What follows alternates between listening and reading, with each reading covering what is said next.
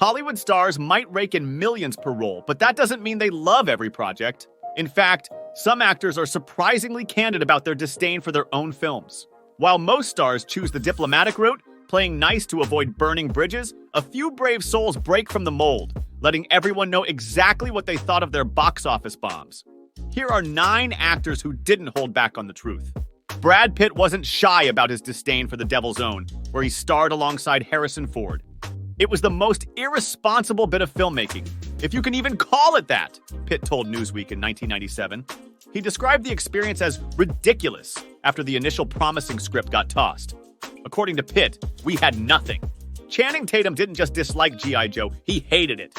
I'll be honest, I f***ing hate that movie, Tatum told Howard Stern. He revealed he was pressured into taking the role, which may explain why his character Duke was killed off early in the sequel. Colin Farrell took a rare shot at Miami Vice, calling it style over substance. Farrell confessed that he shouldered a good bit of the responsibility for the film's failure.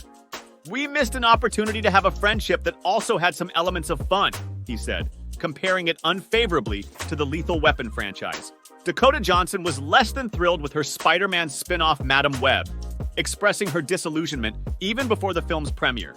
Johnson bluntly criticized the project, saying, "You cannot make art based on numbers and algorithms." Her comments led to her firing her agents, making her feelings on the matter pretty clear. The Batman franchise survived George Clooney's disastrous turn in Batman and Robin, but just barely. Clooney is so ashamed of his role that he's even offered refunds to fans who paid to see it. "I thought at the time that this was going to be a very good career move." It wasn't, Clooney later joked. Jennifer Lawrence has Adele to thank for trying to warn her off Passengers. She was like, "I feel like space movies are the new vampire movies," Lawrence said. But despite the Grammy winner's advice, Lawrence took the role, only to regret it deeply when the film flopped. Jim Carrey took a firm stance against Kick-Ass 2 after the Sandy Hook tragedy, announcing on Twitter that he could not support that level of violence.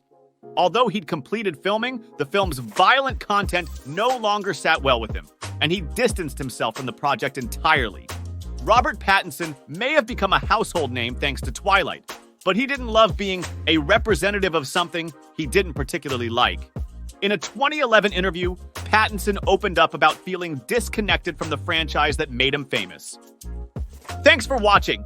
If you enjoyed that video, be sure to subscribe by clicking on the channel icon. For more entertainment content, check out some of our other videos.